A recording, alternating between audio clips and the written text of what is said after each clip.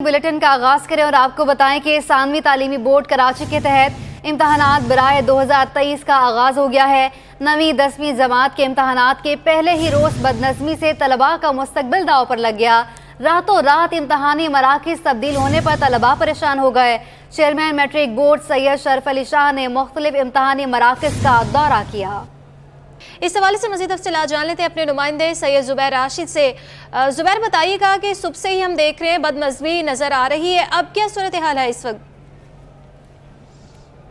हाँ जी बिल्कुल तुबा, आपने बिल्कुल सही फरमाया कि बदनज़मी की जो है इंतहा हो चुकी है। सानवी तालीमी बोर्ड कराची के तहत जो है मैट्रिक के इम्तहानात का सिलसिला जो है आज से शुरू हो चुका है और आज सुबह सवेरे जो है 9वीं जमात का पर्चा था, जबकि दूसरी शिफ्ट के हवाले से अगर बात की जाए तो जनरल साइंस का 10वीं जमात का पर्चा है। इस वक्त मैं एक सरकारी स्कूल के बाहर मौजूद हूँ जो कि गवर्नमेंट सेकेंडरी बॉयज़ स्कूल है, जो कि नाज़िमाबाद नंबर 2 में कायम है। 2 शिफ्टों पर पर्चे जो हैं मुश्तमिल किए गए थे। एक सुबह की शिफ्ट का जो पर्चा था 9:30 बजे उसको स्टार्ट होना था, जो कि 9:30 बजे स्टार्ट भी हुआ और 12:30 बजे जो है इख्तिताम पजीर हो गया। लेकिन उसके बाद सेकंड शिफ्ट के हवाले से अगर बात की जाए तो सेकंड शिफ्ट का जो पर्चा था 2:30 बजे उस पर्चे को स्टार्ट होना था।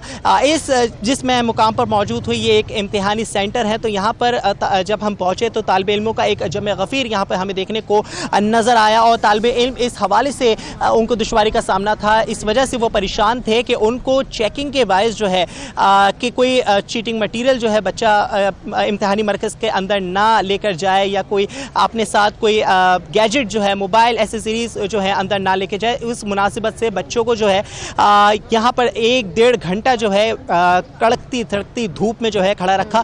2:30 बजे से पहले स्कूल इंतज़ामिया का फ़र्ज़ बनता था कि स्कूल इंतज़ामिया 2:30 बजे से कबल जो है तमाम तर इंतज़ामात को पूरा कर ले और इनकी जो चेकिंग का जो भी अमल है वो करके तालिब इल्मों को अंदर पहुंचा दे। लेकिन अब जो है गालिबन 3:30 होने वाले हैं और तालिब इल्म जो है अभी तक उनको काफ़ी हद तक दुश्वारी का सामना है। तालिब इल्मों का एक जमे गफ़ीर यहाँ पर जो है उमड़ आया था और 2:30 बजे मतलब 2:30 बजे से 3 बजे तक जो है तालिब इल्म वैसे ही बाहर मौजूद थे, जिसकी वजह से तालिब इल्मों का ये कहना है कि भाई आधा घंटा जो हमारा जो ज़ाया हुआ है इसका पुरसान हाल आखिर है कौन? क्या इस आधे घंटे का जो हुसूल है इनको बाद में दिया जाएगा कि नहीं दिया जाएगा? ये तमाम तर सवालात जो हैं यहाँ पर जो मौजूद जो वालिदैन थे और तलबा थे वो कर रहे थे। इसके अलावा मैं आपको ये भी बताऊँ कि जैसे कि सानवी तालीमी बोर्ड कराची के जानिब से ये अलामिया जारी किया गया था कि स्कूल के अंदर जो है किसी भी किस्म का कोई भी मोबाइल लेकर जाने की इजाज़त नहीं है, ना ही कोई दीगर जो इलेक्ट्रॉनिक एसेसरीज़ हैं उसको लेकर जाने की इजाज़त है। लेकिन बच्चों को उनका जो बस्ता है वो भी लेकर जाने की इजाज़त नहीं दी जा रही, जिसकी वजह से तालिब इल्म काफ़ी मुश्किल में मुब्तला है। तालिब इल्म कहते हैं कि हमारे इसमें हमारे किताबें मौजूद हैं जिससे हमने यहाँ पर आकर रिवीजन किया था, अब हम क्या बस्ता जो है सड़क पर फेंकें, क्या उस बस्ते को जो है बाहर रोड पर फेंक दें? तो इस हवाले से तालिब इल्म काफ़ी जो है हमें मुश्किल में दिखाई दी। एक तालिब इल्म इस वक्त हमारे साथ मौजूद हैं, तलबा हैं जो कि यहाँ पर पेपर देने के गर्ज से 10वीं जमात से इनका ताल्लुक है, पेपर देने के गर्ज से यहाँ पर आए थे। इनसे जानते हैं, मुझे बताएं क्या आपका मसला है, क्या बस्ते वाला क्या इशू हुआ, आपको नहीं लेकर जाने जा रहा, क्या मसला था? वैसे तो हम अपना सामान लाए हैं बैग में, तो वो हमें नहीं लेके जाने दे रहे, भाई कह रहे हैं कहीं भी रख लो। अब हम कहाँ रखें, कोई जानने वाला नहीं है, कोई पहचान नहीं है, किसी को तो दे सकते हैं नहीं हम। तो मुझे बताएं आपके बैग में क्या था, मोबाइल था या कोई किताबें थी? किताबें वगैरह जिससे हम रीड कर सकते हैं। ठीक है, तो आपने जब यहाँ पर आप बैग लेके जाने की बात की तो उन्होंने क्या कहा कि आप बैग बाहर रख दें, हम अंदर नहीं लेके जाने देंगे? जी यही बोला है। ठीक है जी, काफ़ी नाइंसाफ़ी की बात है जी कि ठीक है मोबाइल फ़ोन जो हैं अगर अलाउ नहीं किए जा रहे हैं इम्तिहानी सेंटर में, और ये बात बिल्कुल सही भी है, नहीं करने चाहिए इम्तिहानी सेंटर में मोबाइल फ़ोन को अलाउ, लेकिन ये कोई तरीक़ेकार नहीं है कि बच्चों के बस्ते को, बच्चों की किताबों को जो है बाहर रोड पर रख दिया जाए, बाहर सड़क पर जो है बेसरोसामानी के आलम में इसी तरीके से फेंक दिया जाए कि कोई तीसरा बंदा आए और उस सामान को उठा के ले जाए। इस मुनासिबत से काफ़ी तलबा यहाँ पर मुश्किल में मुब्तला थे। इसके अलावा अगर बात की जाए उनका जो एक ज़या हुआ था, वक्त का जो ज़या हुआ था, तो ये स्कूल इंतज़ामिया की जिम्मेदारी है, जो इन्विजिलेटर्स हैं उनकी जिम्मेदारी है कि पर्चे को मुकर्ररा वक्त पर उनको स्टार्ट करना था, उसकी शुरुआत करनी थी, क्योंकि सेकंड शिफ्ट का जो पर्चा है गालिबन 2.5 घंटे पर मुश्तमिल होता है। आधा घंटा जो है MCQs बेस्ड होता है, उसके बाद जो 2 घंटे उनको दिए जाते हैं तो वो सवाल जवाब, मुख्तसर सवालात और तफसीली सवालात का सेशन होता है। लेकिन बात यह आ जाती है कि ये जो आधा घंटा इनका जो ज़या हुआ है, जो ज़ाया किया गया है, उसका पुरसान हाल आखिर है कौन? ताज़ा ताज़ा तरीन सूरत हाल में आपको ये बताऊं कि लोड शेडिंग का जिन बेइंतहा बेकाबू हो चुका है। इस वक्त जिसमें इम्तिहानी मरकज़ पर मौजूद हूँ तो यहाँ पर लोड शेडिंग जो है की जा रही है। 2-2, 3-3 घंटे जो है, मॉर्निंग शिफ्ट में भी यहाँ पर यही शिकायत थी कि 2-2, 3-3 घंटे लोड शेडिंग थी। तालिबे इल्म सुबह भी बड़ी दुश्वारी का सामना था, गर्मी में अंदर पर्चा देने पर मजबूर थे। लेकिन इस वक्त की ताज़ा तरीन सूरत हाल के हवाले से अगर बात की जाए तो दोपहर का ये वक्त हो चुका है, गालिबन 3:30 बजने वाले हैं, लेकिन अब तक इम्तिहानी मरकज़ में लोड शेडिंग की जा रही है। हालांकि इससे कबल जो है वज़ीर जामियात इस्माइल राहू की जानिब से ये एक मुतालबा किया गया था, एक दरख्वास्त की गई थी। बच्चा वहाँ पर मौजूद था, बस्ता उसके पास था, और ये तो रूल्स और रेगुलेशन को हमें फॉलो करना चाहिए। ये तो शुरू से हर बच्चे को पता होता है कि बस्ता जो है वो अंदर लेकर जाने की इजाज़त नहीं होगी, लेकिन कोई ऐसा स्टाफ वहाँ पर बिठाया नहीं गया जिसको चीज़ें जमा करवा कर आप अंदर जा सकें। अच्छा देखें, ये बड़ा आपने ज़बरदस्त सवाल किया कि अगर कॉलेजेस के हवाले से बात करें ना, तो कॉलेजेस में इसी तरीके का एक सिनेरियो होता है कि मेन मरकज़ी गेट पे अगर आप अपना मोबाइल फ़ोन लेकर आते हैं या अगर आप अपनी किताबें वगैरह कोई भी चीज़ लेकर आते हैं तो वो मेन मरकज़ी गेट पे उसको जमा करवा दिया जाता है। लेकिन इस वक्त जिस मैं इम्तिहानी सेंटर में मौजूद हूँ, यहाँ पर इस तरह की कोई भी सहूलत जो है देखने को नज़र नहीं आती। ना तो मोबाइल की जिम्मेदारी ली जा रही है और ना ही किताबों की और ना ही बस्तों की। जैसे कि आपने कहा कि रूल्स एंड रेगुलेशन को फॉलो करना चाहिए, तो यकीनन तौर पर फॉलो करना चाहिए। कोई अगर तालिब इल्म इम्तिहानी सेंटर के अंदर किताब लेके जा रहा है या कोई तालिब इल्म अगर इम्तिहानी सेंटर के अंदर जो मोबाइल फ़ोन लेके जा रहा है तो यकीनन तौर पे गलत है और सानवी तालीमी बोर्ड कराची के अहकामात के बिल्कुल ख़िलाफ़ है। लेकिन बात ये आ जाती है कि अगर जब बच्चे यहाँ पर आते हैं, रिवीजन करते हैं, जो एक टाइम पीरियड आधा घंटे का, 15 मिनट का, 10 मिनट का उनको मिल जाता है, तो वो बाहर अपने दोस्तों के साथ जो है एक ग्रुप स्टडी के तौर पर उसको रिवीजन कर रहे होते हैं। बात ये यहाँ पर ये सहूलत नहीं दी गई कि अंदर बैग जमा करवाया जाए। बच्चे जो हैं अपना बस्ता जो लेकर आता है, जाहिर सी बात है उसमें वाटर बॉटल है, उसमें खाने पीने की कोई चीज़ है या उसमें रिवीजन का कोई किताब उसमें मौजूद है, तो वो किताब क्या बस्ते के साथ जो है बाहर सड़क पे फेंक दें, ये एक तरीक़ेकार नहीं होता। तरीक़ेकार ये होता है कि इम्तिहानी सेंटर होता है तो वहाँ पर एक बंदा अंदर गेट के मौजूद होता है। वो अगर आपका बस्ता है, मोबाइल फ़ोन है या दीगर XYZ कोई भी एसेसरीज़ है, तो उन एसेसरीज़ को वो वहाँ पर जमा करता है। इम्तिहान ख़त्म होने के बाद वो आपको वापस लौटा देता है। लेकिन यहाँ पर तो सिलसिला ही कुछ अलग दिखा देता है। इसके अलावा मैं आपको ये भी बताऊं, बड़ा अच्छा आपने ये सवाल किया तुबा, शहर कायद के बेशतर ऐसे इलाके हैं जिसमें औरंगी टाउन, रामसामी और जो लियारी के ऐसे गवर्नमेंट स्कूल्स हैं जहां पर सामान जमा करने के गर्ज पर 2-2, 250 रुपये जो है फीस जो है ली जा रही है। गैर कानूनी पैसे लिए जा रहे हैं और यकीनन इसकी ये जो मिली भगत है इसमें बोर्ड के जो अफसरान हैं वो भी मौजूद हैं। इसके अलावा जो स्कूल के जो इंतज़ामिया है वो भी मुलविस है। लियारी के, औरंगी के ये सरकारी स्कूल्स हैं जहाँ पर हमें शिकायतें मौसूल हुई हैं कि वहाँ पर 2-2, 250 रुपये जो है सामान रखने के गर्ज से जो है तालिब इल्मों से वसूल किए जा रहे हैं। तो यकीनन इसमें सैयद शरफ अली शाह साहब जो हैं, जो कि मैट्रिक बोर्ड के चेयरमैन हैं, उनको भी एक्शन लेना चाहिए। नाजिम इम्तिहानात जो कि हबीबुल्लाह सहाक साहब, उनको भी एक्शन लेना चाहिए। इसके अलावा मैं आपको ये भी बताऊँ कि सुबह सवेरे जो है मीडिया के साथ नाजिम इम्तिहानात ने और चेयरमैन सैयद शरफ अली शाह साहब ने जो है दौरे किए थे मुख्तलिफ इम्तिहानी मराकज़ के। लेकिन अगर आफ्टरनून शिफ्ट के हवाले से बात की जाए तो हमें बोर्ड के ऐसा कोई हुक्म नज़र नहीं आ रहा। एक और भी बड़ी ज़बरदस्त मैं आपको बात बताऊं कि वज़ीर जामियात के अहकामात की भी खुल्ला खिलाफ वर्जी हो रही है कि इम्तिहानी मराकज़ के बाहर दफ़ा 144 का नफाज भी आप तो एक के बाद एक मुश्किलात के अनबार लगा रहे हैं। आपके पास तो बहुत सारी खबरें हैं, लेकिन ये बताइएगा कि जिस तरह आप बता रहे हैं कि डिपार्टमेंट की तरफ से ये भी कहा गया था कि रातों रात सेंटर्स तब्दील कर दिए गए, जिन स्कूलों ने इनकार किया एंड टाइम पर आकर उनके खिलाफ मुमकिन तौर पर क्या कार्रवाई हो सकती है और क्या कार्रवाई की जा रही है? आप भी यकीनन सवाल पूछने में कोई कसर नहीं छोड़ी है। बड़ा ज़बरदस्त आपने ये सवाल किया और यही सवाल हमने सैयद शरफ अली शाह साहब से जो है वो पूछा था। तो उनका ये कहना था कि भाई जो प्राइवेट किसी स्कूल से अगर कोई ज़िम्मेदारी दी जाती है कि उसके स्कूल में कोई इम्तिहानी सेंटर जो है कायम किया जाता है तो वो उस पर डिपेंडेड होता है कि क्या अगर वो प्राइवेट स्कूल की जगह है तो उसका मालिक इजाज़त दे कि नहीं दे, ये उस पर डिपेंड होता है। उस पर बोर्ड इंतज़ामिया कोई कार्रवाई नहीं कर सकती। उनका ये कहना था सैयद शरफ अली शाह साहब का, जो कि सानवी तालीमी बोर्ड के जो चेयरमैन हैं। उन्होंने साफ जो है ये मलबा अपने सर से उतार दिया। उन्होंने कहा कि अगर ये किसी भी इम्तिहानी सेंटर में इस तरह का कोई वाक़या पेश आता है तो ये प्राइवेट स्कूल की अपनी जो है एक कोताही है। इस पर डायरेक्टरेट और प्राइवेट इंस्टीट्यूशन सिंध को जो है एक्शन लेने की ज़रूरत है। ये मामला जो है सानवी तालीमी बोर्ड कराची का नहीं है। लेकिन सवाल ये पैदा हो जाता है कि सानवी तालीमी बोर्ड अपना मलबा गिराए डायरेक्टरेट ऑफ प्राइवेट इंस्टीट्यूशन पे, प्राइवेट इंस्टीट्यूशन की जो डायरेक्टर हैं वो कहें कि ये हमारा मामला नहीं है। तो फिर ये मामला है क्या? ये मामला मीडिया का है क्या? ये मामला इन जैसे छोटे बच्चों का? बेटा ये बताएं, अभी पेपर देना है, क्या करना है आप? ठीक है, किसी काम से हट गया, कज़न का भी पेपर तो है आप ना। बाहर कैसे लिख रहे हैं? ये तो बताएं, पेपर देने आया था, बाहर कैसे? मेरा सुबह आगे शिफ्ट में हुआ है। तो अभी क्या करना है? कज़न के साथ आए मैं। ये भी खैर यहाँ पर ये ज़रा मदद का सिलसिला भी बड़ा जारी व सारी है कि कोई, जैसे कि इन्होंने कहा कि भाई मैं सुबह में आया था लेकिन अभी कज़न के साथ जो है ये अंदर जाना चाह रहे हैं। मैडम ये बताएं, आप काफ़ी यहाँ मुतहरिक हमें दिखाई दी, बच्चों को बाहर खड़ा किया, लेकिन बहुत सारे ऐसे बच्चों की शिकायतें मौसूल हुई जिन्होंने बस्ते जो हैं, जैसे कि वो हमें देखने को भी नज़र भी आ रहे हैं कि बस्ते वहाँ पर पड़े हुए और स्कूल इंतज़ामिया ने उनको बस्ते अंदर लेके जाने की इजाज़त नहीं दी। तो आपका क्या मौक़िफ़ है? ना हमें मोबाइल अलाउ, ना किताबें अलाउ हैं, ना बैग अलाउ हैं। हमें ये इंस्ट्रक्शन है बोर्ड की तरफ से, तो इसलिए मैंने तो उनकी हदायत पे अमल किया है। अगर वो अलाउ करता है बोर्ड ऑफिस हमें कि मोबाइल पे दो, किताबें पे दो, तो मुझे तो कोई एतराज़ नहीं है। हम तो उनकी इंस्ट्रक्शन पे अमल कर रहे हैं बस। अच्छा मैडम ये बताइएगा, जैसे कि स्कूलों में अक्सर बेशतर ये भी होता है, मैं 2 मिनट रुके, इतनी आप मेहनत करी थी तो हम अप्रिशिएट भी करेंगे कि अंदर एक सिक्योरिटी गार्ड या कोई भी एहलकार होता है स्कूल का, तो वो बस्तों को, मोबाइल फ़ोन्स को जमा कर रहा होता है। तो इस हवाले से आपने कोई बंदे को नहीं बिठाया यहाँ पर? नहीं सर, पिछली दफ़ा देखा था इस बस्तों पर लड़ाई हो गई थी। वो कह रहा है कि मेरा बैग, ये मेरा बैग, तो इसलिए हम जिम्मेदारी नहीं लेंगे किसी बस्ते की। बैग के ऊपर लड़ाई हो चुकी है हमारे स्कूल में, तो ज़्यादा सब बैग एक ही जैसे होते हैं। बच्चों ने लड़ना शुरू कर दिया कि तुम मेरा बैग लेके जा रहे हो, मेरा बैग लेके चला गया, तो मैं कहाँ से ला के दूंगी?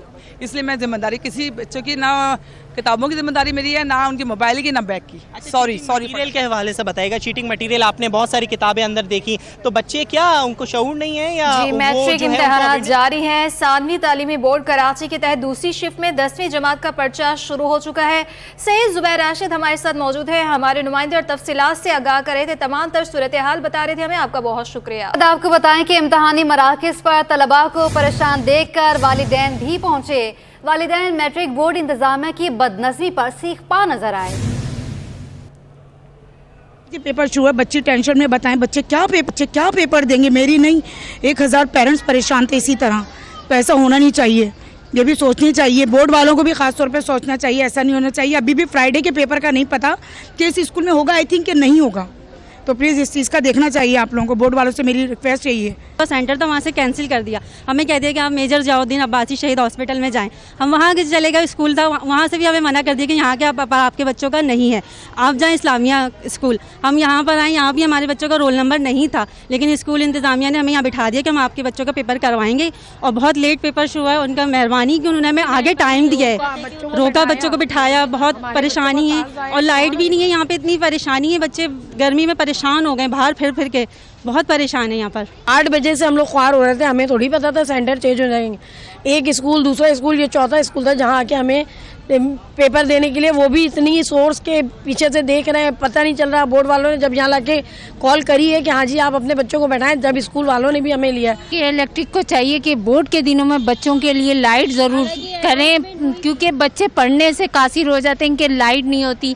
और बोर्ड के पेपर हैं, देखें अभी भी इस वक्त लाइट नहीं है, बच्चे ऐसे ही पेपर करते हैं। तो गर्मी में आप इनको चाहिए, हमारे हुक्मरानों को, कि बच्चों के लिए, आप कहते हैं आपके बच्चों का फ्यूचर हैं ये बच्चे, तो आप इनके लिए कुछ नहीं करें, हुकूमत बेकार है। मौसम गर्म होते ही बिजली के मसाइल ने सर उठाना शुरू कर दिया। लियाकताबाद इलेक्ट्रॉनिक मार्केट में बिजली की लोड शेडिंग कारोबारी सरगर्मियों को मुतासर करने लगी, जिसके बाइस ताजर और दुकानदार परेशान हैं। तफसीलात वसीम इफ्तिखार से। जी बिल्कुल, कराची में मौसम गर्म होते के साथ ही लोड शेडिंग का सिलसिला भी शुरू हो गया है और कराची के मुख्तलिफ इलाकों की तरह लियाकताबाद इलेक्ट्रॉनिक मार्केट में भी जो है वो लोड शेडिंग ने डेरे डालनी है। इस वक्त मैं लियाकताबाद की इलेक्ट्रॉनिक मार्केट में मौजूद हूँ और यहाँ पर बताया जा रहा है कि 2 घंटे से जो है वो बिजली मौजूद नहीं है। इलेक्ट्रॉनिक मार्केट्स में लोड शेडिंग की वजह से जो ताजिर हैं, दुकानदार, उनका कारोबार शदीद मुतासर हो रहा है। इस वक्त मेरे साथ मौजूद हैं लियाकताबाद इलेक्ट्रॉनिक मार्केट के सदर जावेद शम्स, इनसे जानते हैं। जावेद साहब ये बताइए क्या सूरत हाल है लोड शेडिंग की, कितने घंटे की लोड शेडिंग यहाँ पर की जा रही है, क्या वो एलानिया लोड शेडिंग है या गैर एलानिया लोड शेडिंग है? बिजली के तातुल के हवाले से इलेक्ट्रिक का SMS आता है, आगाह किया जाता है, नहीं आता, ये बताइए। जी बहुत शुक्रिया। देखिए, ईद के बाद से अब तक जो है वो लियाकताबाद में बग़ैर शेड्यूल के जो लोड शेडिंग जारी है। इस हवाले से के इलेक्ट्रिक के जो मकामी IBC लियाकताबाद के अफसरान ने उनसे भी रब्ता किया और रिक्वेस्ट की है कि चूँकि हमारी मार्केटों में 90% से ज़्यादा बिलिंग हो रही है, फिर भी आप हमें लोड शेडिंग के ज़मरे में लेकर आ रहे हैं और जो गैर एलानिया है। इस हवाले से उनका कहना ये है कि हमारे पास फीडर्स में जो है वो सप्लाई लाइन में प्रॉब्लम है, जिसकी वजह से हम कर रहे हैं और इसमें कोई एलानिया नहीं है। हमें कभी बता दिया जाता है, यानी पिछले 20 दिन का अगर आप हिसाब देखें तो उसमें 1 से 2 मरतबा इन्होंने कहा है, जबकि पूरे दिन भी बग़ैर बताए जो है वो लोड शेडिंग की जाती है, जिससे आप देखें हमारा इलेक्ट्रॉनिक का कारोबार है या दीगर जो भी कारोबार बिजली से मुंसलिक हैं, वहाँ कस्टमर को हम किस तरह सर्टिफाई कर सकते हैं, ना उनको चेक करवा सकते हैं, ना उन्हें दिखा सकते हैं, ना आने वाले कस्टमर को हम वो माहौल दे सकते हैं कि वो सुकून के साथ बैठ के ख़रीदारी कर सकें। ये थे जावेद शाह, जिनका बताना है कि लोड शेडिंग हो रही है लियाकताबाद इलेक्ट्रॉनिक मार्केट में, जो कि कभी एलानिया होती है और ज़्यादातर जो है वो गैर एलानिया लोड शेडिंग की जा रही है और इस हवाले से के इलेक्ट्रिक के हुक्काम जो हैं उनको भी आगाह किया जा चुका है, लेकिन इसके बावजूद भी लोड शेडिंग से मुतालिक जो मसाइल हैं वो हल नहीं हो सके हैं। जावेद शम्स का मुतालबा है के इलेक्ट्रिक और हुकूमत से कि ख़ुसूसी तौर पर जो मार्केटें और जो कारोबारी मराकज़ हैं वहाँ पर लोड शेडिंग के सिलसिले को ख़त्म किया जाए ताकि ताजिर जो है वो आसानी अपना कारोबार कर सकें। जी। सिंध हुकूमत ने साबिक सेक्रेटरी दाखिला सिंध डॉक्टर सईद अहमद मंगनेजो पर एक और नवाजिश कर दी है। रिटायरमेंट के फौरी बाद 1 हफ्ते के अंदर member Sindh public service commission मुकर्रर कर दिया गया। वज़ीर आला सिंध की मंजूरी के बाद महकमे सर्विसेज जनरल एडमिनिस्ट्रेशन व कोऑर्डिनेशन ने नोटिफिकेशन भी जारी कर दिया है। साबिक सेक्रेटरी दाखिला डॉक्टर सईद अहमद मंगनेजो पर एक और सरकारी ओहदे की नवाजिश की गई है। रिटायर्ड अफसर डॉक्टर सईद अहमद मंगनेजो को member Sindh public service commission मुकर्रर कर दिया। 20 ग्रेड के अफसर सईद अहमद 31 मार्च को मुलाजमत से रिटायर हुए। 1 हफ्ते के बाद उनको सिंध पब्लिक सर्विस कमीशन का मेंबर मुकर्रर कर दिया। महकमे सर्विसेज जनरल एडमिनिस्ट्रेशन व कोऑर्डिनेशन ने भी इसका बाकायदा तौर पर नोटिफिकेशन जारी कर दिया है। बाकायदा तौर पर नोटिफिकेशन भी जारी हो चुका है। सिंध हुकूमत ने साबिक सेक्रेटरी दाखिला सिंध डायरेक्टर डॉक्टर सईद अहमद मंगनेजो पर एक और नवाजिश कर दी। रिटायरमेंट के फौरी बाद 1 हफ्ते के अंदर member Sindh public service commission मुकर्रर कर दिया गया है। वज़ीर आला सिंध की मंजूरी के बाद महकमा सर्विसेज जनरल एडमिनिस्ट्रेशन कोऑर्डिनेशन ने नोटिफिकेशन भी जारी कर दिया है। सिंध हुकूमत ने साबिक सेक्रेटरी दाखिला सिंध डॉक्टर सईद अहमद मंगनेजो पर एक और नवाजिश कर दी है। पाकिस्तान पीपल्स पार्टी के सेनेटर ताज हैदर का कहना है कि सूबा सिंध की आबादी 8.5 करोड़ से ज़ायद है। डिजिटल मरदमशुमारी को तारीख के कूड़ेदान में फेंक दिया जाए। पीपल्स पार्टी की कोर कमेटी के रुकन सेनेटर ताज हैदर ने पॉलिसी बयान जारी कर दिया। कहा कि डिजिटल मरदमशुमारी के नाम पर 35 अरब रुपए डबो दिए गए।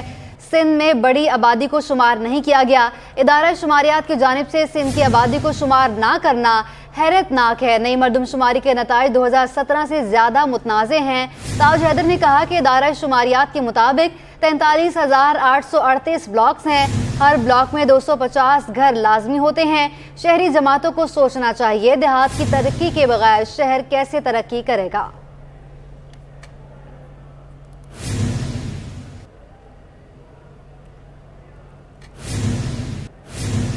सूबाई वज़ीर इत्तला शर्जील मेमन ने कहा है कि साफ शफाफ इलेक्शन हुए, कहीं भी कोई बड़ा वाक़या नहीं हुआ।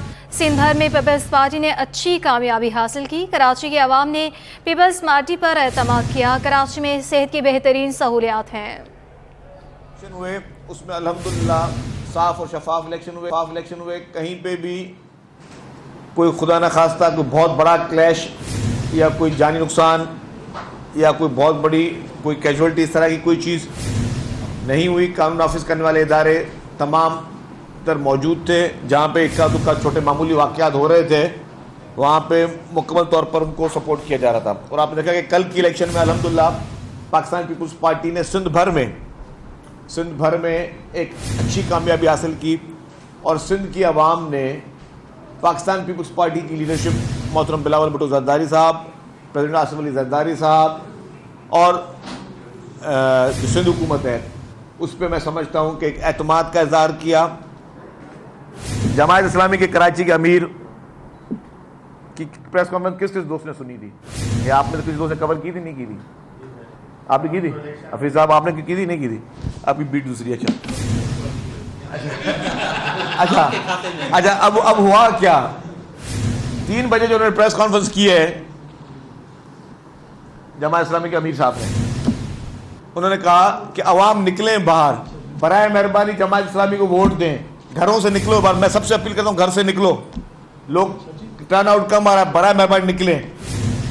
पहली बात, मैं इखलाकी, कानूनी और इलेक्शन कमीशन के कानून के तहत जिस दिन ड्यूरिंग द इलेक्शन प्रोसेस, आप 24 घंटे पहले भी नहीं कर सकते, क्या आप कन्विंसिंग कर सकते हैं? नहीं कर सकते। दूसरी बात पे आ जाऊँ, अब जो कन्विंसिंग वो कर रहे थे, इसका मकसद क्या था कि वो अपनी शिकस्त देख रहे थे, उनको पता है उनके लिए लोग नहीं निकले, वो लोगों को मिन्नतें कर रहे थे, तरले कर रहे थे कि खुदा के वास्ते निकलो, हमें वोट दो।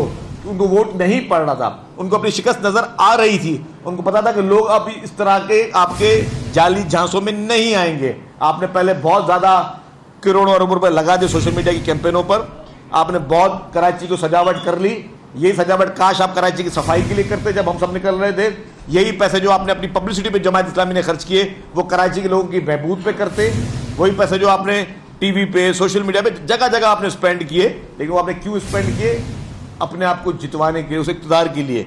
वही पैसे आप पब्लिक की रिलीफ पे इस्तेमाल करते हो, अब नहीं कि। लेकिन कराची लोगों ने आपको रिजेक्ट किया और आप कल आपने 3 बजे पोलिंग खत्म होने से पहले आपने अपनी प्रेस कॉन्फ्रेंस करके तस्लीम कर दी। शेरशाह कबाड़ी मार्केट की रौनकें भी महंगाई की लपेट में आ गई। दुकानदारों ने शिकवा किया कि इंपोर्टेड मसनूआत पर ड्यूटीज और टैक्सेस ने कारोबारी सरगर्मियों को शदीद मुतासर किया है। मज़ीद तफसीलात जान लेते हैं हमारे नुमाइंदे काविश मेमन से। जी बिल्कुल, एशिया की सबसे बड़ी शेरशाह कबाड़ी मार्केट को भी महंगाई ने लपेट में ले लिया है और यहाँ पर इस्तेमाल शुदा गाड़ियों के स्पेयर पार्ट्स का बड़े पैमाने पर कारोबार होता है। इस वक्त मार्केट की क्या सूरत हाल है? मार्केट के कुछ दुकानदार हैं, उनसे बात करते हैं। बताइएगा इस वक्त क्या मार्केट में कारोबार की सूरत हाल है, कितना मुतासर हो रहा है? बहुत मुतासिर हो रहा है। यहाँ कराची में इस वक्त शेरशाह कबाड़ी बाज़ार में आप ये देखेंगे कैसे भाई हमारे सारे बैठे हुए यहाँ पे इतना माल लेके रखे हुए और माल भी इनको महंगा मिल रहा है, कोई मुनासिब नहीं है, रेटों में भी नहीं मिल रहा और कस्टमर को भी रेटों में मुनासिब नहीं मिल रहा, क्योंकि पीछे से माल महंगा आता है और महंगा ही बिक रहा है इस वक्त। और पीछे से हमारे को कोई जो है ना गवर्नमेंट सपोर्ट नहीं दे रही कि हम अपना कारोबार, ताजिर भाई जितने भी है सब अपना कारोबार को आगे बढ़ाए इस मुल्क की तरक्की के लिए। अब इस मुल्क के बारे में तो कोई सोचता नहीं है, सब अपने अपने बारे में सोच रहा है। अब हर एक गरीब बच्चा यहाँ पे कोई 200 रुपये दिहाड़ी पे, कोई 300 रुपये दिहाड़ी पे काम कर रहा है। इनका किसी को भी एहसास नहीं है, ना गवर्नमेंट को एहसास है, ना आवाम को, किसी को भी एक दूसरे का एहसास ही नहीं है। अपनी अपनी उसमें लगे हुए हम। अब यहाँ पे जो है कस्टमर बहुत कम है इस वजह से कि भाई बैठे में बेचारे अल्लाह की राह में बैठे में, बस जब कोई आ गया तो आ गया और कुछ बिक गया तो बिक गया, वरना बाई चांस है। ये है कारोबार। ये बिल्कुल दुकानदारों का ये कहना है कि मार्केट में जो है वो कस्टमर भी नहीं है और महंगाई की वजह से यहाँ की रौनकें भी जो है वो मुतासर हो गई है और ख़ास तौर पे दुनिया के दीगर ममालिक से जो है वो यहाँ पर माल इंपोर्ट होकर आता है। एलसीज़ के जो मामला हैं क्लियरेंस नहीं हो पा रही, जिसकी वजह से यहाँ की रौनकें भी मुतासर हो गई हैं। जी।